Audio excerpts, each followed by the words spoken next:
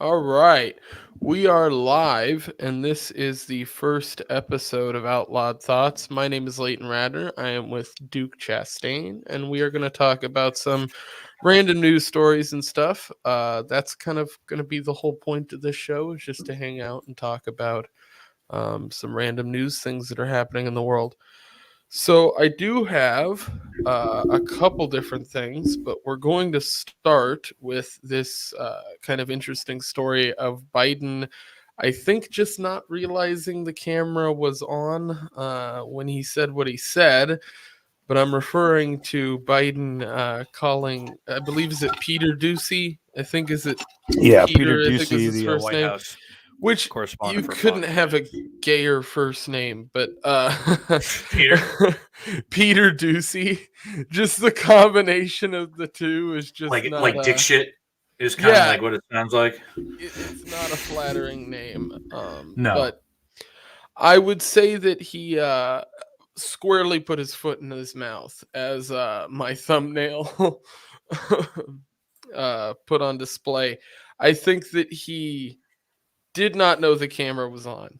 And I think that he royally screwed up on this one, because the left is going to defend him, but Of course. for the fringe people on the left who are still holding out on the, well, he's better than Trump, he doesn't insult people shtick, this was a little bit more abrupt, and I think it was just seen by more people. Probably. I mean, I don't really see it as like that big of a deal, and I don't really know if a lot of people are going to see it as like a really big deal. But are you going to play the clip? Or I are you just am, going to yes. bullshit about it? Okay. I'm bringing it up. Okay, can you see my screen there? Yes, I can. Okay. Sorry.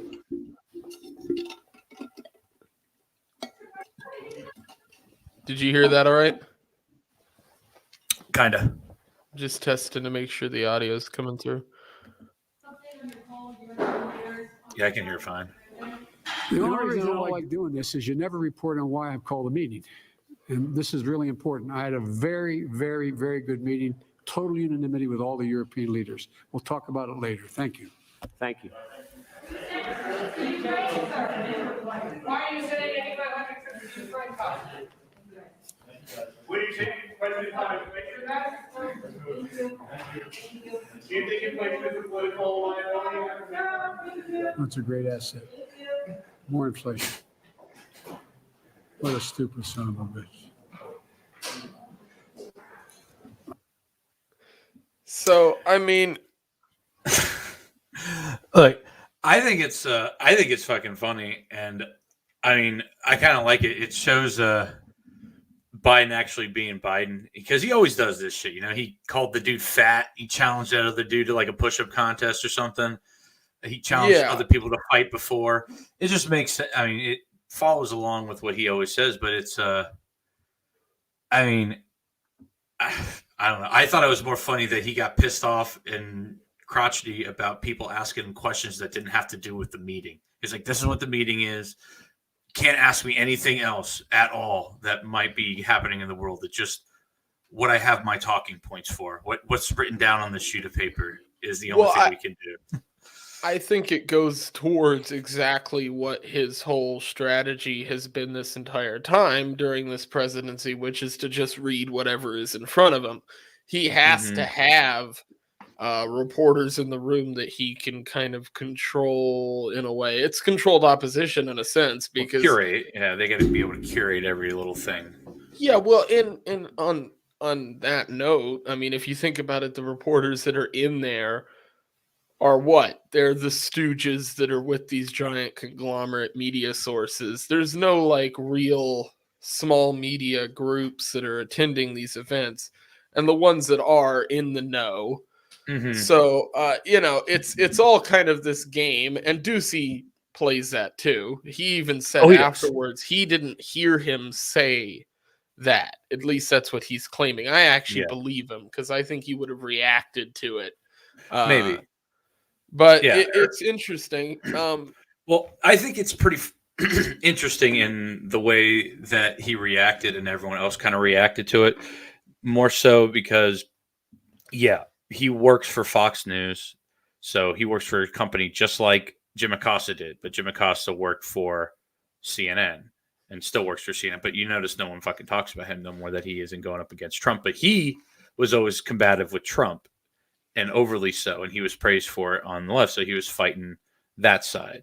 And then, but when he got attacked, or when other reporters got attacked, they would get all like their panties in a bunch and, oh, how dare you attack reporters in this country. I mean, this is just like disappearing them and chopping them up in the freaking consulate with that guy like out in Saudi Arabia. It's the exact same thing. Yeah, and what's funny is the left did the opposite in this case. CNN immediately came out with a story that they ran that I think Memology and a few other YouTubers put on their channel, which was that they were saying, well, this is nothing like when Trump called out the media. Yeah. So, which is just hilarious to me, because it's like, well, okay, you're right in a sense. And this is what I said to my dad and me were actually talking about this topic, which I said, what Trump did is different in most of the sense, like most of the time, because he was saying media in general. What Biden's doing is almost worse in a way, because he did it to an individual. Right. Yeah, so, I mean, and I think it's funny and it's in jest, like, right. And I don't think, obviously, I don't think that well, I mean, I don't know what he's thinking at that point, but I don't think he wished like death upon him or something like that. No. I think it was something in passing that he probably wished hadn't have been recorded. But at the same time, like, it's obvious that the guy just probably isn't thinking about those things anymore. I don't think that's really in his head. No, it's a bit of reality. It's him telling the truth. It's him letting his true feelings out there. I mean, I guess you can congratulate him for that. But also on the other side, when you're saying how the article came out, it's not the same thing as Trump. Well, you look at Fox News when they're actually talking to Peter Doocy, they're all laughing about it. They're all having a good time. They're all calling him a stupid son of a bitch and joking back and forth with Gutfeld and Watterson and all that. Waters, and all those people. So that in and of itself, they are playing the same game, just on the other side. But they're at least doing it in a, they're making fun of him and they're being jestful about it. They're not like clutching their pearls and be like, oh, democracy is dying right now in front of us, because he called someone a bitch or a silly woman or something like that. Yeah. Well, I think it will be interesting over like the next few weeks to see how the left, because I think I've seen the left souring on Biden in a much bigger way than they have over the last year. I think that comes from just people knowing the midterms around the corner. There's a lot of leftists who will want to kind of get in good with voters and appeal to the right because they feel like they might get given the boot. Because I think that the left at this point is projecting that there's going to be a sense of a red wave with the midterms. And so I think they'll try to swindle their way into every position they can to play both sides. I mean, yeah, they certain people know, but I don't know if you can really call them the left so much. Right. Because a lot of the people on the hard left, the true believers, if you will, they never liked Biden to begin with, but they knew he was a bit of a useful pawn. He is much more of an establishment candidate, so just because he's controllable. Yeah, and the other establishment candidates that are, looking to get get reelected or be elected, they're gonna distance themselves from him as much as possible. That's why you're seeing a lot of this stuff, like a lot of the restrictions getting dropped for COVID, or people are starting to talk about on the left, or liberals, or establishment type moderates, whatever the hell you want to call them. They're starting to wake up and be like, oh, well, this is true and this is true. You're not following these guidelines. Masks don't work, or whatever you want to say that people have been saying for 2 years now. But now it's okay for them to say it. That's actually a good lead into the next thing I wanted to talk about, which was actually this story from Bill Maher's show, where we had Barry Weiss go on and kind of talk about her opinions on some of the COVID stuff happening. I'm not going to play too much of the clip, but we'll play the relevant part here at the beginning. Just give me one moment. I've got to do this screen share thing again. This is going to take a second to get used to, but eventually I'll get it down. Eventually you'll get it. All right, there we go. All right. So I will full screen this, and then I think this is skipped to the relevant part I need right here.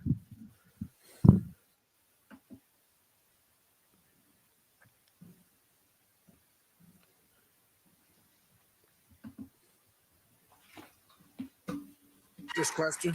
No, I'm done with COVID. Oh, I'm done. It's yeah. like I went so hard on COVID.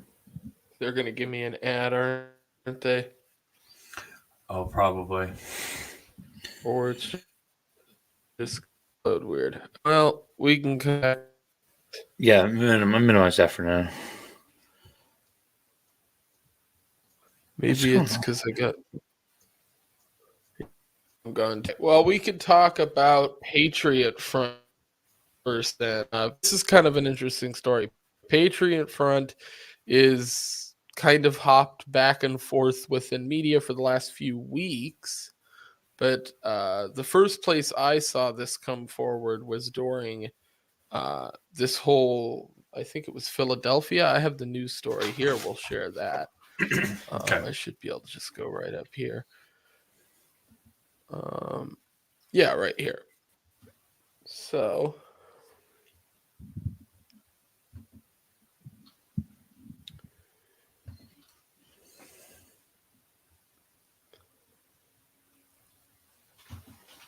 sorry about that. Okay. Yeah, so Patriot Front took to the streets of Philadelphia originally, and that was the first place that I heard about them. I know that they had been spotted before doing like some like spray painting things and just general vandalism, which I guess doesn't really enter into thought as really well, to an extent, but I think it was mainly to get some form of attention. Now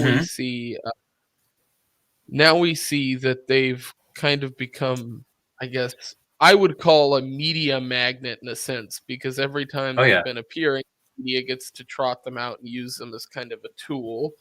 And there's a question, which is kind of where the origins of them come from. What is the kind of background of them? And I will say this. There was a supposed video leak, and there was some supposed video leak. Yeah, well, supposed. I say supposed because of course. It was put out through a leftist rag, basically the equivalent of it anyway, and that to me always perks up my ears.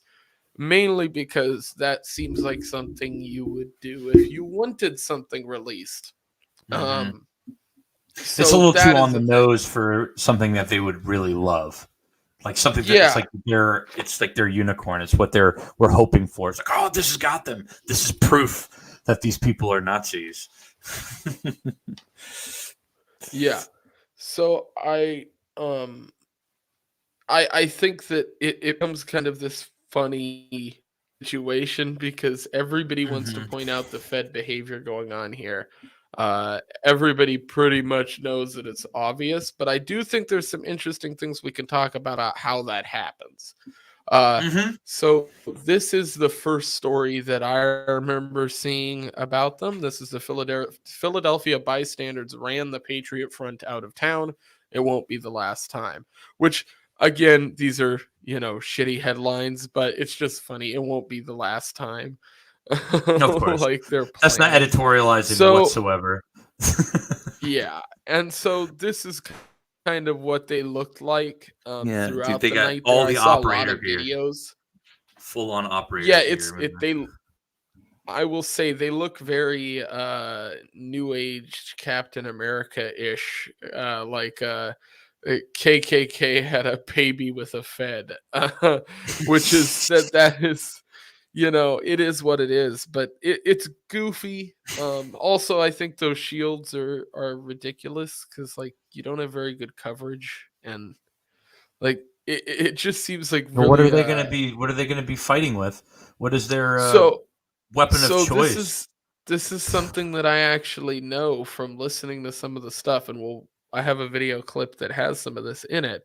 But All right, because if they're apparent actually like, if they're coming out and they're like wielding some gnarly weapon with a shield, I really actually, I'm not going to like encourage this behavior, but I kind of want to see people get into like brawls out in the street like that. Isn't yeah, it the something that you reaction. kind of want to see? It would be interesting to see what America's reaction was to an actual group that was just about violence. Mm-hmm. Although Like I if don't. them versus Antifa, like in the streets, Yeah, like so bats. what if Proud Boys actually tried? Yeah, You know, exactly. that kind of situation. So that could be interesting to see play out. Yeah. I think what is perplexing with this obviously is, Yeah. and the immediate thing is kind of the roots of this are kind of interesting, and I'm going to go Mhm. through this here real quick. So Yeah, of course. getting rid of this story, we have kind of the history here. So this is Vanguard uh, America, and I believe it should be popping up on screen here Yeah, momentarily. Vanguard America. Yeah. So Vanguard America is this other group that existed in Mhm. around 2017 or during 2017 when the whole Charlottesville thing went on, and you had I believe it was the car that was driven into people or something like that. Yeah. That happened around They then. drove his car. There was Yeah, a drove his car through a there crowd was of so much of that stuff happening right around that 2016, the kind Mhm. of riot days. That during all that group had a member named Thomas Rousseau. Thomas Mm. Rousseau is actually the guy who is the front man and supposed person running this Patriot Front. Patriot Front. And what I find interesting about that is, so it was literally started 3 months after he left Vanguard America. So pretty quick soon after in 2017. But like I said, most of what I've seen them doing in that time period has been things like spray painting monuments and other random shit. Mhm. Nothing that I would consider to be major organized crime, No. or organized demonstration really either. There's evidence of them Hoodlums. They're just demonstrating. hoodlums. Yeah, it seems more like a kind of LARPing committee in a Mhm. sense. Yeah. But this leads to kind of this collimation where they pop back up in the news media again. And this was just 3-4 days ago. This was at the March for Life in Washington, D.C. And I'm going to play The this video. anti-abortion march. Yes, yes. And this is Okay. going to get interesting because there's some evidence of some fuckery going on here that is quite compelling. So I'm not getting audio through here, but we don't really need audio on this. They're basically just chanting "Keep America Strong" bullshit, the same stuff they always chant. But you can see that there's a pretty large group of these guys. And what I think is interesting about that, as far as just the size of the group, I've heard people throwing around, that there's something like 100 of them at these kind of sightings that there's been somewhere in those realms of numbers. Yeah. I've seen people quoting as high as 200.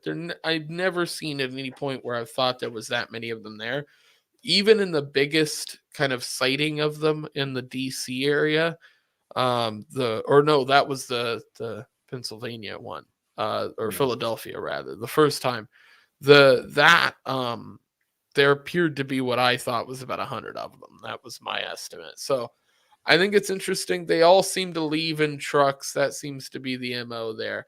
But what I Mhm. find interesting about this march and them showing up, because you mentioned immediately that this is a pro-life, rally.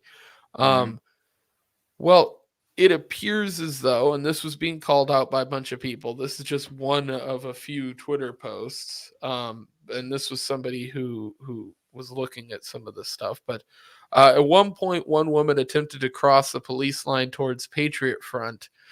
She was stopped and arrested. The woman was wearing a Trump hat and appeared to be very distraught. Now, what I think is interesting about this is because there was a slew of tweets coming out around this same time saying that Patriot Front was kind of just allowed to walk in to the area where they protested, and that the police were almost keeping Mhm. protesters away from Patriot Front instead of the other way around. Uh, Yeah. and that is exactly the kind of behavior you would expect to see from controlled opposition or people that are meant to be there. Mhm. Yeah. And I think it likens back to, stories that, frankly, Alex Jones used to talk about. And I had a grandma that grew up during the hippie era, but, you hear about cops and government people and employees going into protests to rile things up. Oh, yeah. Absolutely. And I think there's some, look at the Whitmer case with the Mhm. kidnapping and what that has shown us. And frankly, you look at events like January 6th, and there's definitely some of that tangled into there as well. Mhm. So I Yeah. think you end And up that's with absolutely this. something that happened during all the BLM riots during the freaking Right. last couple summers or whatever. There absolutely had to have been provocateurs in there as well. There's a reason. I mean, we all are like anti-war people, and we know what the CIA does to other countries and shit. Why can't they do the same thing to our country? Right. They Uh, rile up people on both sides, get them fighting each other, destabilized, and then they get to do what they got to do or what they claim they have to do. Order. That's why I always thought during the whole defund the police, efforts and the riots and everything like that, I always felt that the reason why these DAs and these mayors and all these like Soros type small city politicians are doing what they're doing is an excuse to lock down harder once everyone starts clamoring for it. right. You let everything get so bad. You got all those videos of the guy just going into Rite Aid in New York and walking out with a bunch of shit because they don't arrest anyone. Well, and They, you look at like Los Angeles, where they had hmm literal trains being derailed because of the amount of trash piled up. I yeah, mean, I went to Seattle a few years back with some family, and hmm this would be 2016, 2015, something like that. yeah, And when you look around and you see just back then what the squalor was like, they have an area there that is referred to as the zoo, and people can look this area up. It is horrible. It is basically the homeless encampments that they have set up under most of the roadways and yeah. different kind of infrastructure there within Seattle, Seattle's kind of, yeah, yeah, within the city area there, kind of surrounding these hospitals. hmm And it is horrible. And you see that pop up now. My personal opinion on this is you wouldn't see these issues if the government had attended to their own business and left us out of it. The fact is you look at these cities, and what caused this homelessness is, well, a lot of people lose jobs, they get hooked on drugs. Those are hmm very big reasons that cause that. A lot of it is mental illness. Those are all things the government has no business dealing with, that they do a bad job at handling. oh yeah, So it's like, we know what's causing that. So these bigger cities have done absolutely nothing to try to solve it. Seattle has gotten even worse. And you know, Santa Monica was the only other place in California that I'd been recently. And that place was pretty bad then, but it was more laid back. The homeless people were like collecting bottles and stuff like that. I yeah, see videos of it now, and it looks like a goddamn war zone. It's frankly kind of insane. It's like, and to think that tourists just 2 years ago were paying out the ass to go visit that state. And now you couldn't pay me to go there at this point. Like you'd have to No. give me some People are pretty fleeing enticing in shit. masses. Yeah. People are fleeing en masse. Well, and my state of Alaska has seen an uptick in people moving here, and so has obviously where you're at in Florida, and you know, Absolutely. out in New Hampshire, obviously what they've got going on with the Free State Project, they've got more people showing up. So I think that we're going to see a fine spread. Texas has seen a lot more people. The Mhm. only thing I'll say is Texas is a dangerous place to move, I think. I'm leery about that. Austin is fully fucking blue. And Yep. my problem is that I see the rest of that state slowly tipping that way too. I don't Well, see that happening as much with Florida because Florida remains kind of somewhat divided at all times, it almost seems like. Well, we have a pretty even slice between Democrats, independents, and Republicans here, and then of course you got the little bit of libertarians down here. But we are the third largest party in the state. But now they have the highest percentage of Republicans in the state than maybe ever before, and this has been pretty red for a long time. And we have a lot of laws in place here in the Constitution that keeps too many retarded things from happening government wise.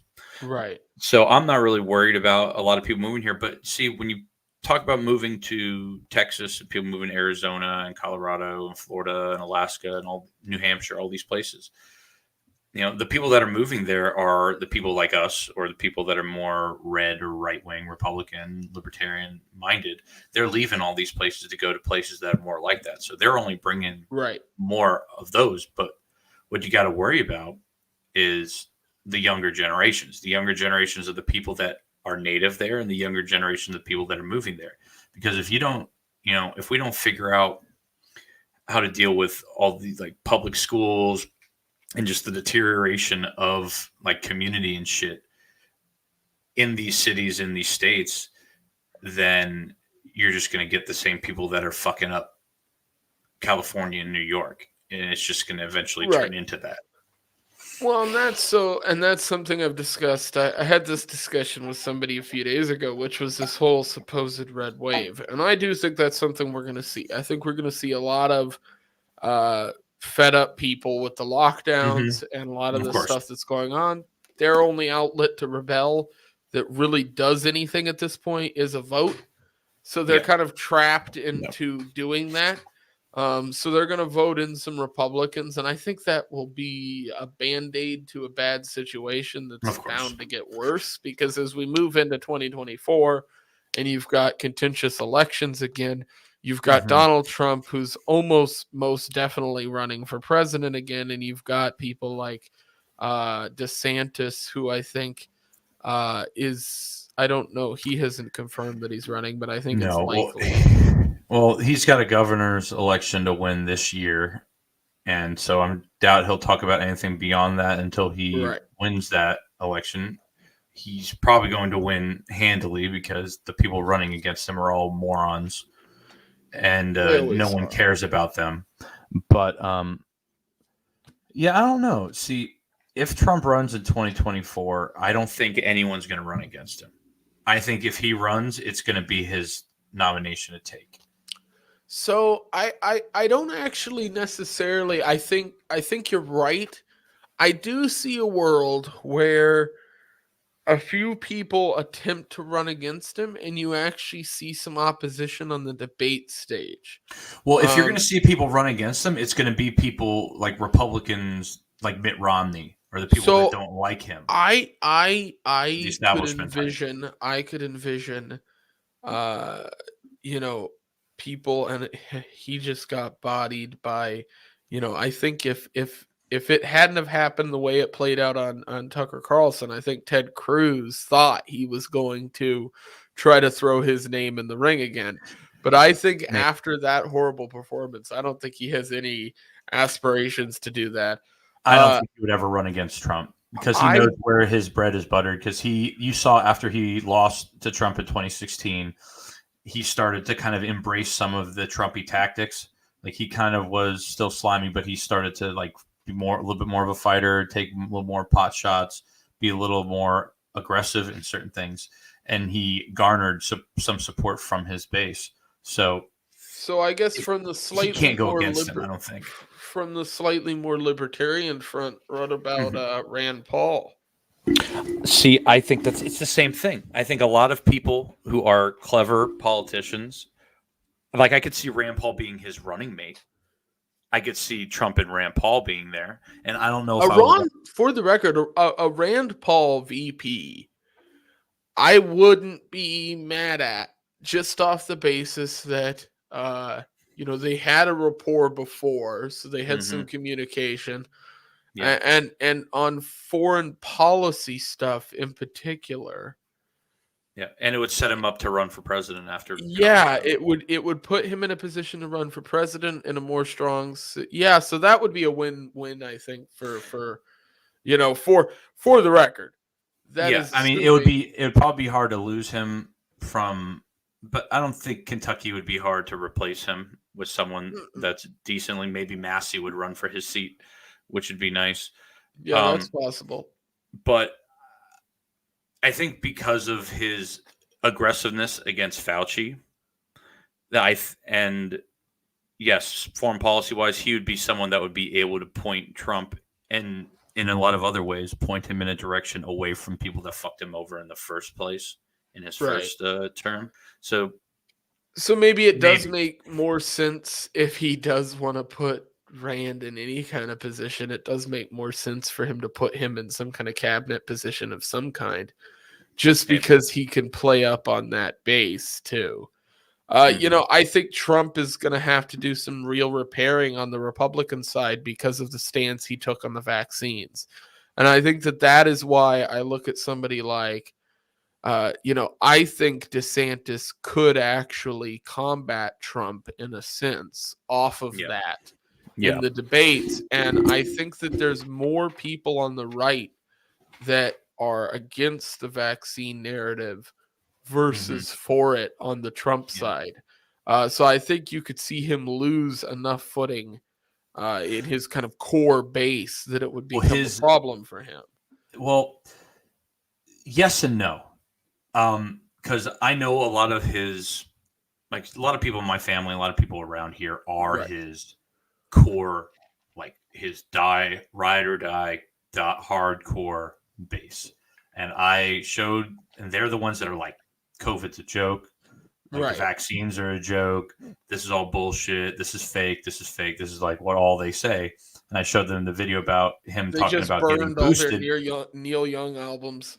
Yeah, exactly. So it's like, I showed him the video about him getting booed, and I'm like, I don't know. He's might lose his base if I said the exact same thing as you. And I showed it to them and showed it to my aunt, my uncle, and they're like, he wasn't being booed that bad. It's no big deal. So there's some people who like him because it's him. It's him. They like him. They like what he stands for. So I think that's at least a small portion. I wonder what the separation is there. And that's something that'll be interesting to see. I imagine he's going to have – there's got to be some kind of quote-unquote better Republican candidate that runs, right? I feel like that's a role that always gets filled during these things, So that could be a Rand position again. He could try to run to try to get on somebody's cabinet or something like that. I think that he is going to try to utilize this fame that he's gotten from the Fauci debacle some way. I just don't know how he's going to do it. That's why I don't think that he would run against Trump. Yeah, because he's much more better served. I don't disagree with you. I think he's better served hitching his wagon to his base. Yeah, because once he's gone, he has the credentials of saying, "I fought Fauci. I fought this. I fought that. I talked about the China lab. It's the Chinese virus. I can talk about this and that, and then he'll be able to try and turn this." Exactly. He's able to take advantage of that once Trump's gone, because in 2028, he's gone. and he won't Yeah. really mean anything ever again. So it's whatever goes from there. But then again, it's 2022. There's still 3 more years until this election, essentially. So Yeah, it is kind of funny how fast time has flew over the last everybody's doing these end of 2021 videos where they're wrapping up their year, and I'm like, man, God, it feels like 2019 was like 3 months ago for me. I think it's just because, first off, getting this whole virus and stuff and going through that the first time, was not the greatest thing in the world. And then, because I'm an unhealthy fat fuck, so it's like that doesn't help anything. no, Uh, makes everything yeah, feel a lot worse. yeah, absolutely. So, it just kind of leaves you in this position where you're like, okay, well, now I've got this. I'm not Got to deal with vaccinated. it now. Yeah. I work at a job that doesn't really mind all that much, so that is how it is. And so in that front, I'm like, well, I just kick back now. I got antibodies or whatever, and I'm feeling good. you know, but there is a sense that I feel like, everybody else has broken away from that. There's a lot of people waking up, but the majority of people that I interact with that are outside of the kind of red pill narrative or the Yeah. kind of libertarian side of things are just dead faced, just absorbing whatever is put in front of them. And I mean from the top to bottom. So that's like these Trump supporters, like, people who just like him. And so they just follow what he says. Yeah. And, the leftists who are like, well, the television told me I need 37 genders. So I'm a queer cat lady today.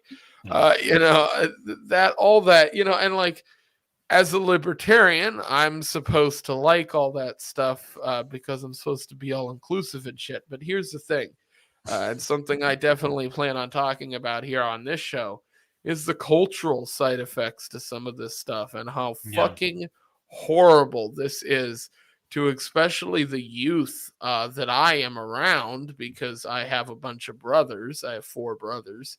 And so I interact with a lot of kids, and seeing what they're learning in the schools and the social system that's built around that, the politics that are getting ingrained in their head in combination with the culture and pop culture, the media and everything just getting destroyed. Have a lot of people that are homeschooled that have just gone into homeschooling. And so I'm in a couple chat rooms to help a lot of those people out. And what I've found is, a lot of these parents pulled their kids out of public schools and are now trying to teach them stuff. One of them went to go buy some comic books for their kid. They're like a 10, 11, I think. And they just looked through the comics at the store, and it was all just trash. It was all political crap. And they were like sending me photos of these comic blots. And so I reached out and told them some Spider-Man stuff that was older to order off Amazon that was good. And what I found funny about the whole thing is it sent me down this spiral of research where I came to the realization that part of all the lead up to this COVID hysteria that got us into the position we are in was them slowly destroying the history behind so much of the pop culture and media. We talk about the rockers, the punk rockers, metal people and all that turning to shit during this whole COVID thing. Yeah, they were all of a sudden they were all about listening to authority. Rage for the machine. Yeah, exactly. Well, I saw what was the joke. It's like he was always for the machine, just a different machine. Yeah, exactly. And furthermore than that, we've seen, the feminization of all the characters that are coming into film now. Yeah. In collaboration with the cancellation of past characters that are loved, altered media and Disney going back and editing things and clips being removed from stuff that's being uploaded on Netflix and all of that. It really seems to me like if they understand, and this can be financial people, this could be the government, this could be anybody that is doing these things. But when you talk about uh, getting people to this point, and then the way we fight back, which has always been take your kid into your own, take control of that, teach them Yeah. yourself. But that becomes a lot harder when everything that you had at your disposal, all the things that you kind of impress yourself onto, maybe it's a show you grew up watching or whatever that may be, is slowly being removed from the equation and destroyed and ruined. And so I Yeah. think that's being very, very obviously done in front of us. I bring up the Star Wars thing and stuff like that, where you see like, they're going to take your heroes and they're just going to destroy them. And it's Of because course. they want to make sure that whatever you're showing your kid is the new fresh thing that they can spin their narrative on. And that's the same exact thing they've done to everybody regarding the COVID stuff. Yeah. I mean, they prepped people for years politically for it. So now it's just They want to in be able to full- tell you who your heroes are, who you're supposed Yeah. to care about. Like you saw, like you said, and during the COVID, who were the heroes? Yeah. The frontline workers were the heroes. Do you hear about them anymore? What's funny is, right? So I work at a hotel, and Yeah. somehow, technically, I was a frontline worker. Yeah, so was I when I worked at a An grocery store essential like in employee. the first year. Yeah, the first year. And of I'm the like, COVID thing. I do tax paperwork all day. like I know my job's like, I have to do it. But like really? Well, it's people that worked at Walmart were essential. People that worked at the restaurant down the street weren't. Yeah. Well, so- and you know what? So here locally in my town, they had restrictions go through, and one of the funniest things that I've ever seen take place, which was, and sad at the same time, which was in 2020, they put through a brief mask mandate and restriction on business capacity here. And when they did it, one of the city council members here in my town asked what the lawyer for our city whether or not it would be against our constitutional rights for people to be told they could not peaceably assemble. And the answer the lawyer gave was, yes, it is, but this is an emergency order, so that doesn't actually apply here. And then everybody on the city council voted in favor of the lockdown. And I was like, so you all just admitted you voted in favor of an unconstitutional amendment. It's like an emergency. It's but an emergency, Leighton. It's an but emergency. but my grandma I mean, I think, we can always link a lot of things back to 9/11 and Bush and everything like that. But I think I do that that has with a major, Israel. yeah, I think this has a major, I think this has a major effect of all that. The Patriot Act, TSA, living in fear from terror, like ever since the turn of the 21st century, and Yep. so it's an emergency. We have to give up this because it's an emergency. So it's conditioned, like you said, it's conditioned people for 20 years. They got the 20 years of conditioning in, 19 years of conditioning in, and they turned it inward. And they showed how much that they were able to get away with by claiming that it was an emergency. And I remember when it first all went down, it was 420. Me and a bunch of my friends all over the place, we got on a Zoom or whatever, smoked, and we're chatting. And at the very end, I got two friends, a couple, and they're more kind of progressives, more blue pill progressive types. And they're asking me what I thought about all this. And I gave them the line of, they shouldn't be allowed to do this.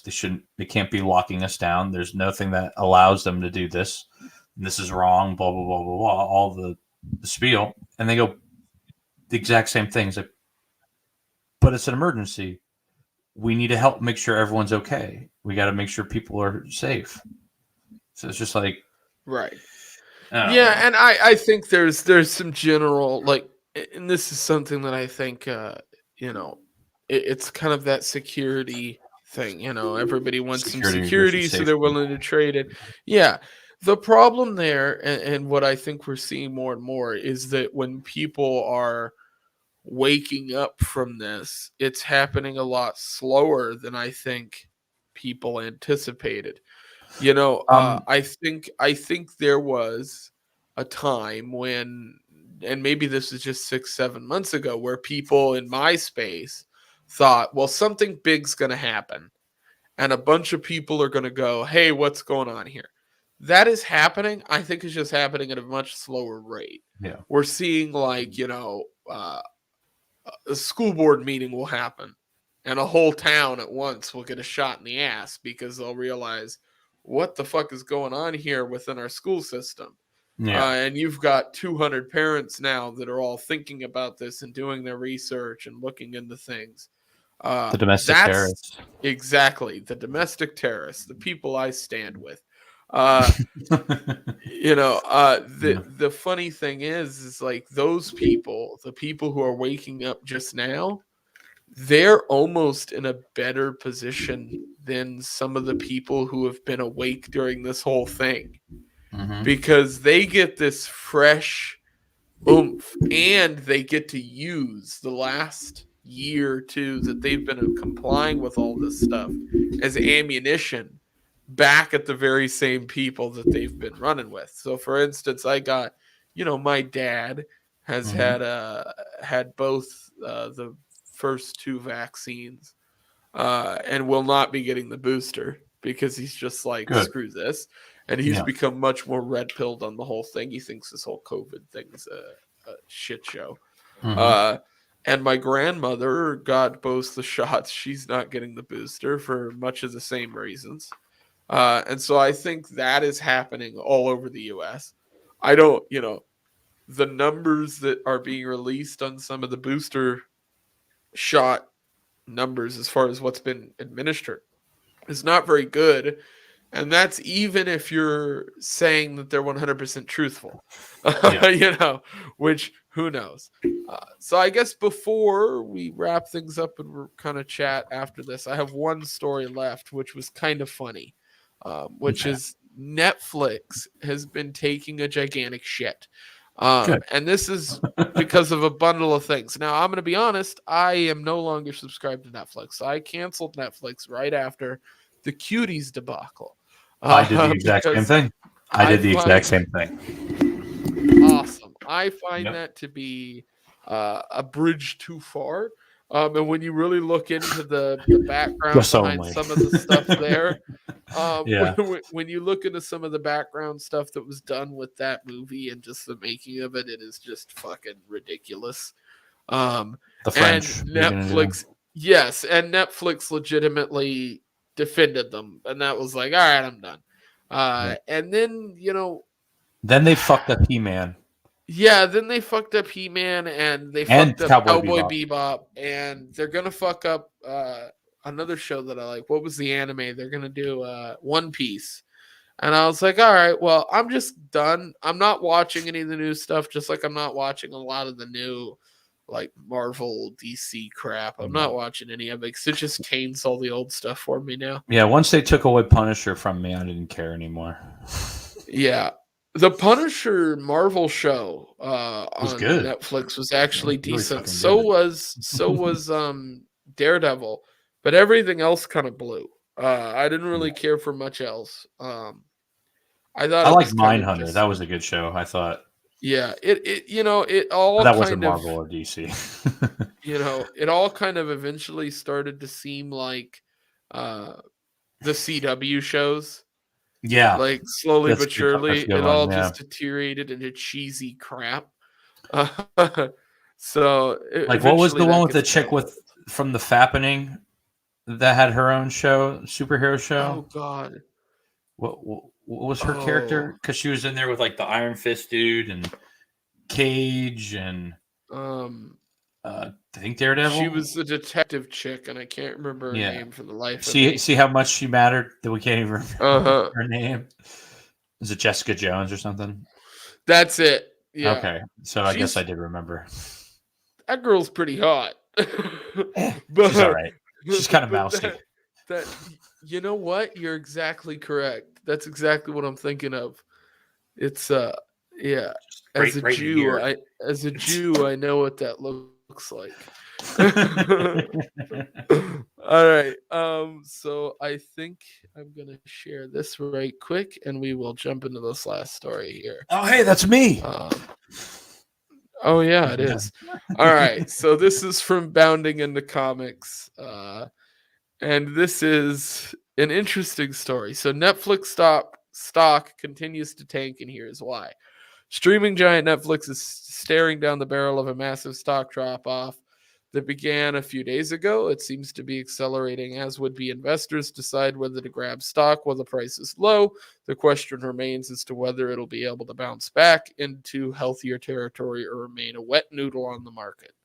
And a wet noodle on the market, I believe, is the title to Ludwig von Mises's second best book. Is it? I haven't read that one yet. Yeah. I gotta look it up at the Mises Institute. You know, I've been downloading all the books on their reading list. It's I mean, right buying. next to Hayek's DIY book on how to build a kayak. Dude, I would definitely fucking read that book.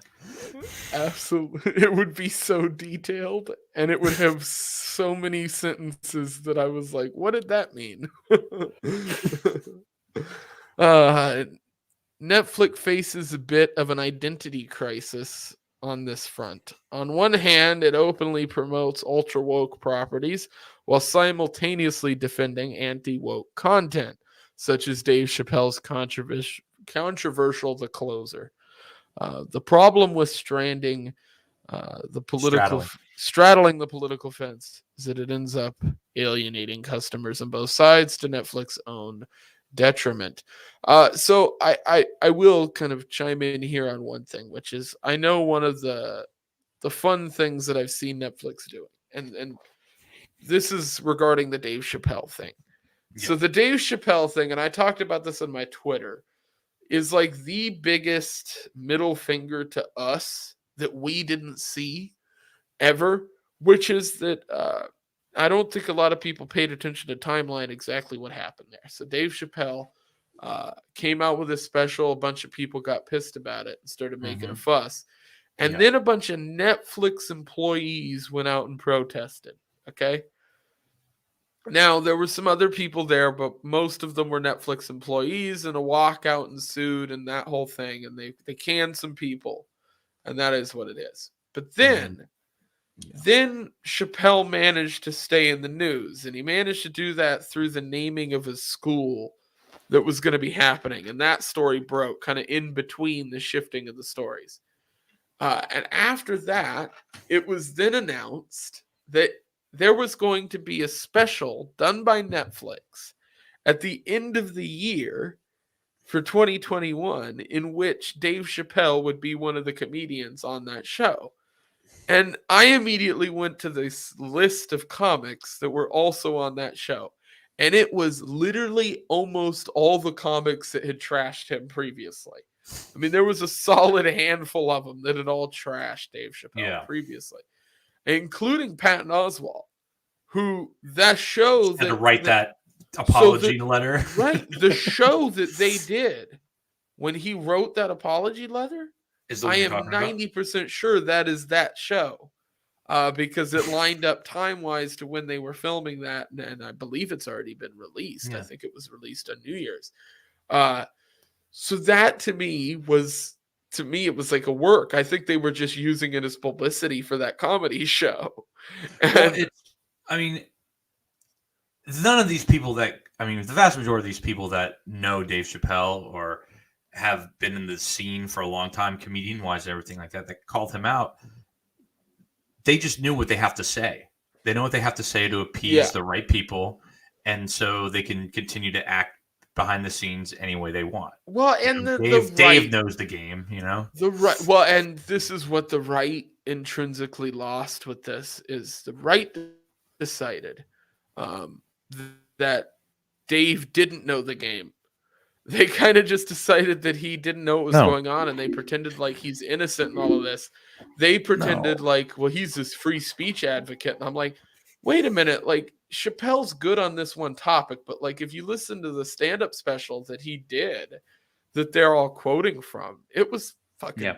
not really good stand-up. A lot of it was conflatey political jargon towards the left.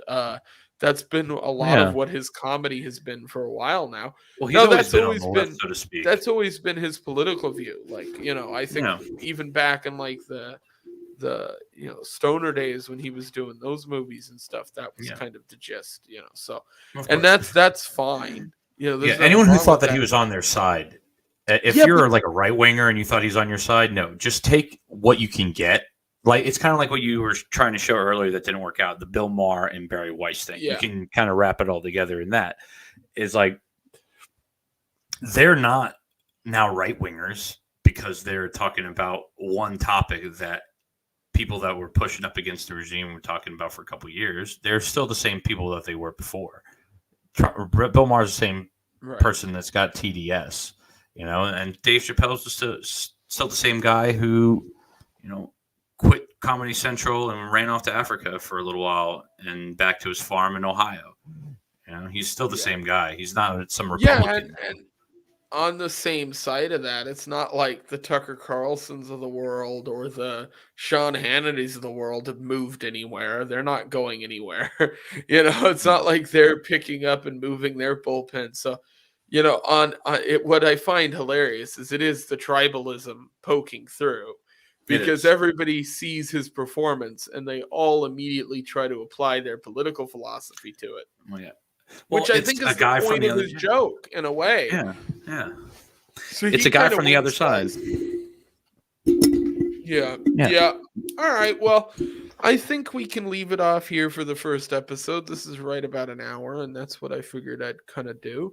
This was about as awkward and cringy as I thought it would be. So I think we were pretty good most of the time. There were moments, highs and lows, and creamy middles, Yeah. So you can follow me at Liberty Layton on Twitter and just my name on Facebook and all that crap. And you can go ahead and plug yours too.